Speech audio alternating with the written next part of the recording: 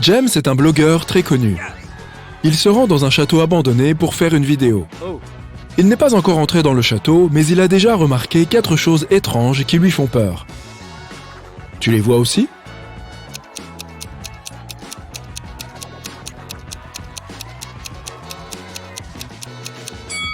Ces traces de pas au sol sont beaucoup trop grosses. On est en hiver, mais il y a des fruits sur ce cerisier. On devrait voir la lune dans le ciel, pas Saturne. Ce chat a 4 pattes, mais il ne laisse que 3 traces de pattes. James fait un tour à l'extérieur du château et il se perd dans le labyrinthe du jardin. En peu de temps, il se retrouve devant les portes d'entrée. Comment a-t-il fait pour arriver là ?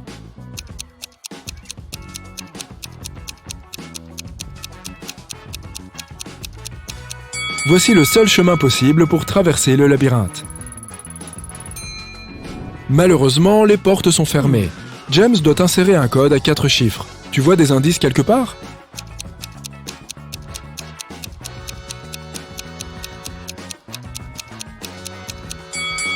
Regarde attentivement la porte. Il y a 4 étoiles juste au-dessus du clavier du code. La première étoile a 5 rayures, la deuxième en a 4, la troisième en a 9 et la quatrième en a 7. Le bon code est donc 5, 4, 9, 7. James entre dans le château. Il fait tout noir. Soudain, quelqu'un lui vole son appareil photo et court vers la bibliothèque.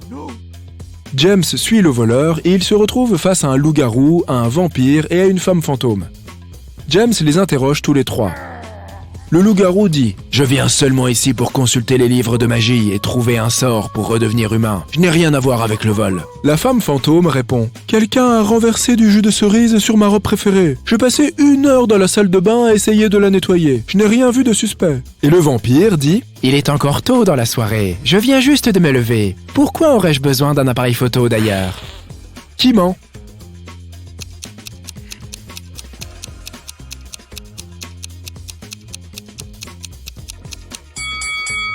Impossible de renverser du jus sur un fantôme, c'est elle qui ment. James entre dans une autre pièce effrayante pleine de miroirs. Un seul de ces miroirs est vrai. Peux-tu aider James à trouver son vrai reflet ?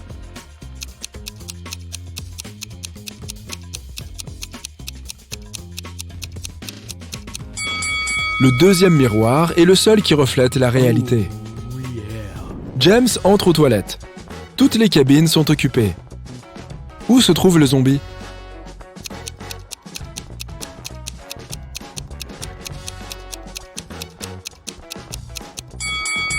Le zombie se trouve derrière la porte de gauche. Tu vois ses mains ? Elles sont verdâtres. Imagine que tu sois entré dans le multivers par une porte magique. C'est comme un voyage d'un monde à l'autre. Tu devras résoudre des énigmes complètement différentes, variées, étranges et psychédéliques. Écoute attentivement et tu pourras toutes les résoudre. Un prisonnier se trouve dans un donjon depuis de nombreuses années. Sa cellule est petite, sale et froide. Dans la pièce voisine, derrière une porte de fer, il y a une table avec de la nourriture délicieuse. Quelqu'un apporte de nouveaux aliments chaque semaine. La porte qui mène à cette pièce a une épaisseur de plusieurs centimètres. Mais pendant toutes ces années, le prisonnier a réussi à entrer dans cette pièce pour profiter de tous les mets délicieux. Comment a-t-il fait ?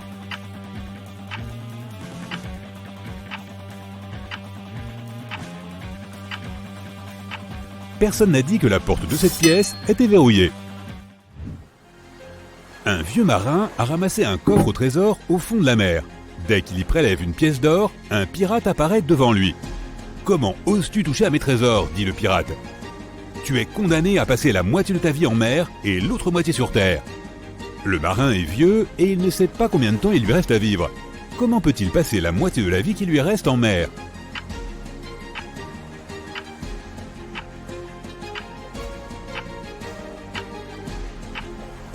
Il peut le faire s'il alterne, passant un jour en mer et le suivant sur terre, et ainsi de suite.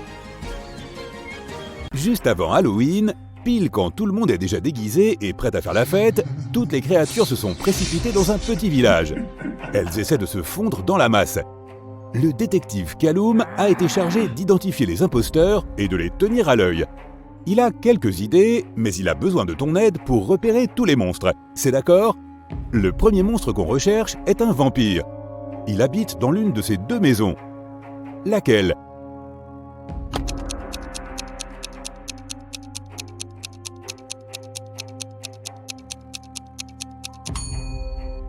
Regarde, il y a de l'ail dans cette maison. Les vampires ne supportent pas l'ail, ils préfèrent la coriandre. Donc, ça ne peut pas être la maison d'un vampire. Sa maison est donc celle-ci. Super, on continue. L'une de ces maisons appartient à un centaure. Laquelle, à ton avis ?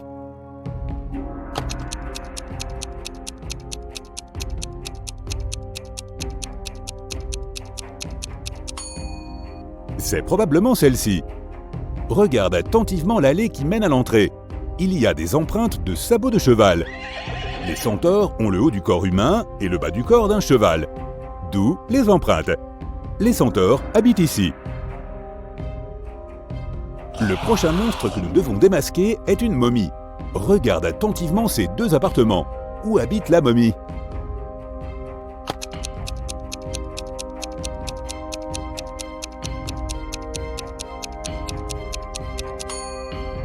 Tu as remarqué toutes les bandelettes éparpillées dans la pièce ici ? Ce sont les bandelettes de la momie. C'est donc son appartement. Hello les fantômes et autres créatures fantastiques. Ça ne t'impressionne pas. Toute ta vie, tu as tenu un blog pour briser les mythes. Et il est même devenu assez populaire. Hôpitaux abandonnés, chambres d'hôtel glauques, appartements hantés, maisons maudites. Tu as passé une nuit dans chacun de ces lieux étranges et pris un tas de vidéos pour prouver que toutes ces histoires effrayantes ne sont rien de plus que des contes de fées. Mais un jour, un de tes fans t'envoie un tuyau comme quoi il existe un sinistre château sombre situé sur une falaise rocheuse près de la côte avec une mer violente. Elle dit que cet endroit est le plus effrayant du monde, mais tu ne te laisses pas intimider aussi facilement. Tu attrapes ton téléphone et tu y vas. Prépare-toi à tester ton courage et ton ingéniosité. Compte le nombre de bonnes réponses et découvre ce que signifie ton score à la fin de la vidéo. Comme c'est ta première nuit, tu décides de la passer dans un petit village juste à côté du château hanté. D'habitude, les gens sont impatients de te dire à quel point tel ou tel endroit est flippant, mais dans ce village, tout le monde reste silencieux. Tu demandes à l'une des habitantes de te dire quelque chose sur le château, mais elle te répond par le silence. Est-ce qu'elle ne veut pas parler ? Non, ce n'est pas ça. Elle a juste peur de répondre. Comment le sais-tu ? Je te donne 6 secondes pour le découvrir.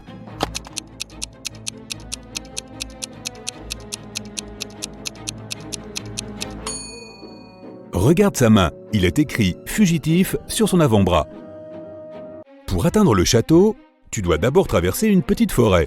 À la lisière de celle-ci, tu vois 3 routes et 3 panneaux. Le premier signe montre un loup, le deuxième un ours et le troisième un vampire. Quelle route dois-tu choisir ? Tu as 5 secondes, vite, prends une décision.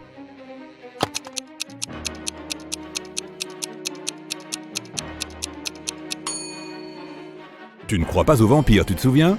Mais les ours et les loups, oui, ça existe. En plus, c'est le matin, alors si les vampires étaient réels, ils éviteraient la lumière du soleil. Brouillard est un fantôme très sympa qui vit dans le grenier d'une vieille maison. Tous les soirs, il sort prendre l'air pendant 4 heures dans les environs de la maison. Il y a un mois en particulier que Brouillard n'aime pas du tout, car il ne peut pas se promener autant que les mois précédents. De quel mois s'agit-il et pourquoi ?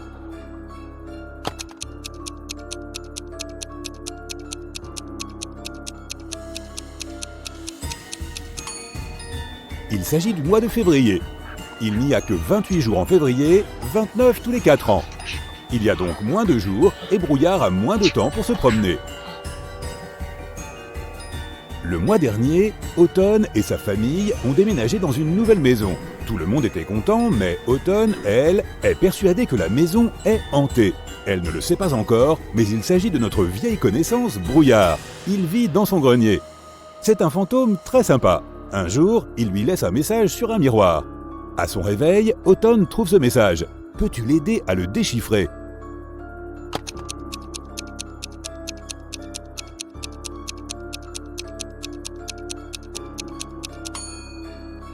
C'est un message codé.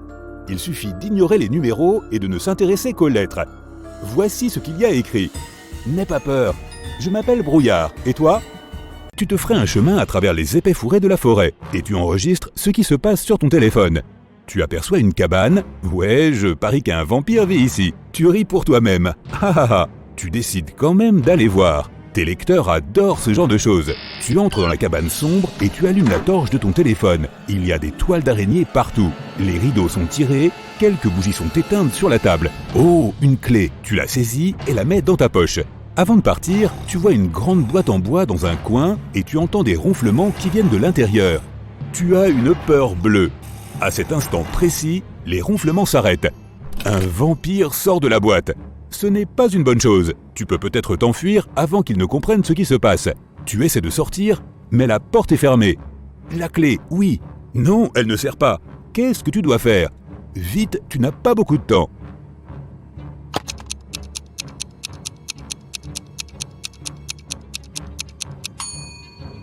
Il faut juste ouvrir les rideaux. Si c'est vraiment un vampire, il doit avoir peur de la lumière du soleil. Ça a marché. Le vampire retourne dans sa boîte pour échapper à la lumière et tu t'enfuis par la fenêtre. Enfin, tu arrives à la limite de la forêt et tu aperçois pour la première fois le château. Devant toi, il y a une grande porte. Tu pousses dessus et elle s'ouvre. Dès que tu es dans la cour, tu te rends compte que tu n'es pas seul. 5 autres personnes sont là. Ils sont juste debout, personne ne se parle.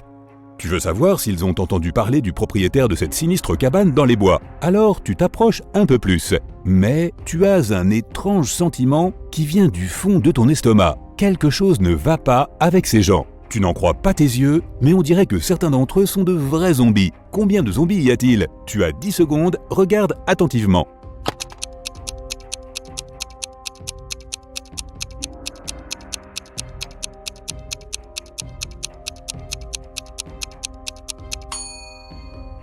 Il y en a 2. Le gars là-bas n'a pas un bras ordinaire. Il n'a que des os, comme un squelette. Et cette femme, avec les lunettes de soleil, elle tient les yeux de quelqu'un dans sa main. Est-ce que ce sont ses yeux à elle? Tu t'approches d'un gars qui semble presque normal, mais il ne te regarde pas. Il continue à fixer le ciel. C'est un peu effrayant. Ok, il est temps de s'aventurer dans le château. Dès que tu ouvres la porte, tu entends de la musique. C'est une valse et elle vient du hall principal. Plusieurs couples dansent dans des costumes du XVIIIe siècle. Oups, tu décides d'essayer de te fondre dans la masse en te glissant sur la piste de danse.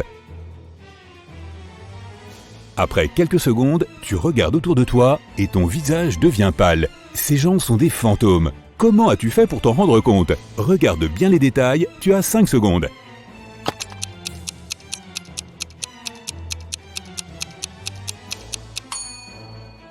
Regarde en bas. Aucun des danseurs ne touche le sol. Ils sont juste en train de flotter.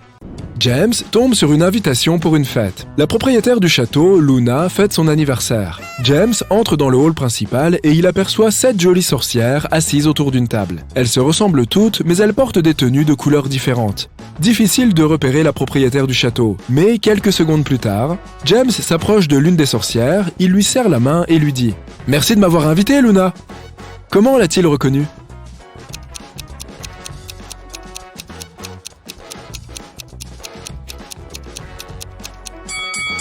Regarde les cadeaux. Chaque sorcière a apporté une boîte de la couleur de sa tenue. Il n'y a pas de boîte verte parce que Luna porte une robe verte. Luna présente à James un groupe de 4 fantômes en lui disant « Bienvenue étranger, je te présente ma mamie. Peux-tu aider James à repérer la grand-mère de Luna ?»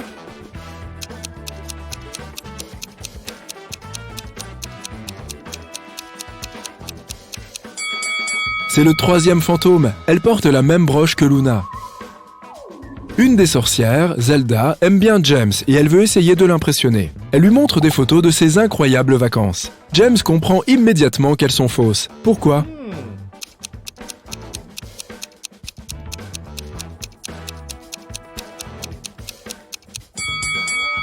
Regarde l'angle des ombres sur cette photo. Zelda a fait un photomontage d'elle sur cette plage, c'est évident. Au beau milieu de la fête, Luna reçoit un message de son petit ami, Carl. Il habite seulement à 20 minutes du château. Voici son message. « Désolé, je suis en retard mon amour, j'ai encore du travail. » Luna s'exclame « Menteur !» et elle le bloque. Pourquoi?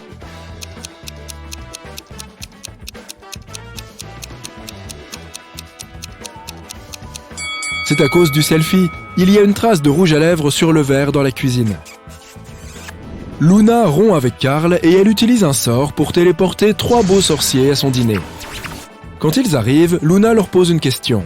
« Les garçons, est-ce que vous avez une petite amie ?»« Magnus répond « Mademoiselle, je travaille énormément, je n'ai vraiment pas le temps pour une histoire d'amour. » Tristan affirme « Oh non, je n'ai jamais eu d'histoire sérieuse. » Et Ambrose dit « Non, je suis trop sélectif, je suis encore à la recherche de la fille. » Deux sorciers mentent. Lesquels?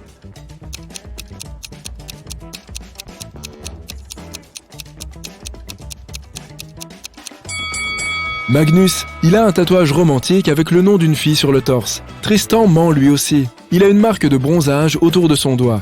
Il portait donc une alliance.